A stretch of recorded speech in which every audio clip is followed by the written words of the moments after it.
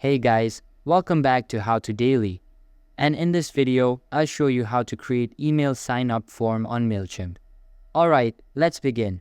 Click Audience, then choose Sign Up Forms. Scroll to the Form Builder tile, then click Manage Forms. If you have more than one audience, click the Current Audience drop-down and choose the one you want to work with. Now that you're in the Form Builder, you're ready to build, design, and translate your hosted sign-up form. You can now customize your sign-up form. In the Form Builder, click the Build It tab.